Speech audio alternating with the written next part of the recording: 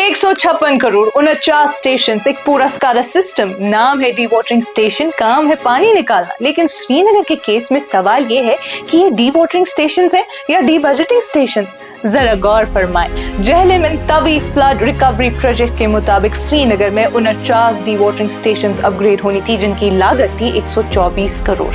काम किया मागरेब प्रतिभा joint venture ने। इनमें से 45 स्टेशन को फंक्शनल डिक्लेयर किया गया। 2 स्टेशन खान कॉलोनी और सुरनाई मोहल्ला में बीच में ही ड्रॉप कर दिए गए और 2 जीरो ब्रिज और पीर बाग फोरक्लोज हो गई, मतलब काम अधूरा छोड़ दिया गया। इसके साथ साथ साइमंस ने 32 करोड़ में 80 स्टेशन पर SCADA सिस्टम लगा दिया, यानी पंप्स अब रिमोटली मॉनिटर होते हैं रियल टाइम डेटा के साथ। पूरा 124 करोड़ रिलीज हुआ, लेकिन एक जरूरी डॉक्यूमेंट अब भी मिसिंग है। ऑफिशियल कंप्लीशन रिपोर्ट, जो श्रीनगर म्युनिसिपल कॉर्पोरेशन के पास सबमिट ही नहीं हुई।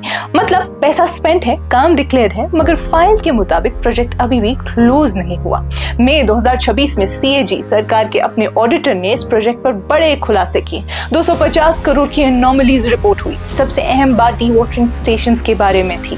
102 करोड़ के स्टेशंस में सीवेज और स्टॉर्म वाटर मिक्स होकर सीधा जहलम और दूध गंगा में जा रहा है, जबकि ये डिस्चार्ज ट्रीट होना चाहिए था वर्ल्ड बैंक की अपनी शर्तों के मुताबिक। इस वजह से नेशनल ग्रीन ट्रिब्यूनल ने 35 करोड़ का जुर्माना भी लगा दिया, यानी जो इंफ्रास्ट्रक्चर फ्लड से बचाने के लिए बना वही अब रिवर पोल्यूशन की वजह बन रहा है। नाज़रीन, यहाँ एक सवाल उठता है, क्या वाटर बॉडीज को जानबूझकर खराब किया जा रहा है या सिर्फ सुपरविजन की कमी है? रिकॉर्ड्स के मुताबिक वर्ल्ड बैंक की शर्तों में मिक्स डिस्चार्ज की साफ रोक थी। इसके बावजूद ये हुआ, जो इस बात की तरफ इशारा करता है कि मसला नियत का नहीं बल्कि निगरानी और इम्प्लीमेंटेशन का है। वर्ल्ड बैंक अपने $250 मिलियन क्रेडिट में से अब तक 171 मिलियन से ज्यादा रिलीज कर चुका है और प्रोजेक्ट की ओवरऑल रेटिंग है मॉडरेटली सैटिस्फैक्टरी, यानी पैसा भी गया, काम भी हुआ, मगर स्टैंडर्ड पूरा नहीं हुआ। सुपरविजनरी control and data acquisition SCADA system pumps को रिमोटली मॉनिटर कर सकता है। ये एक जेन्युइन इंप्रूवमेंट है, लेकिन नाजरीन ये सिल्टेड ड्रेन साफ नहीं कर सकता, इनक्रोच्ड फ्लड चैनल्स ठीक नहीं कर सकता और सीवेज को ट्रीट नहीं कर सकता। जब तक ये स्ट्रक्चरल मसले हल नहीं होते, सिर्फ पंप्स लगाने से शहर महफूज नहीं हो सकता। अब अगर जूम आउट करके देखें तो मंजर और भी खूबसूरत हो जाता है।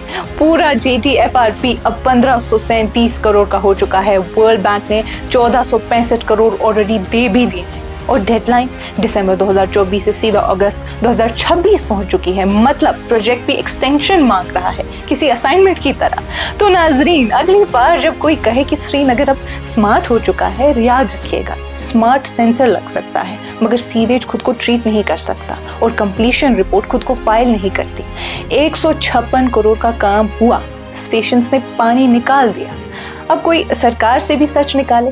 फिलहाल आज की इस कश्मीर रिपोर्ट में बस इतना ही। बाकी मजीद मालूमात के लिए आप बने रहिए कश्मीर लाइव के साथ। खैबर सीमेंट, दिल से बनाओ।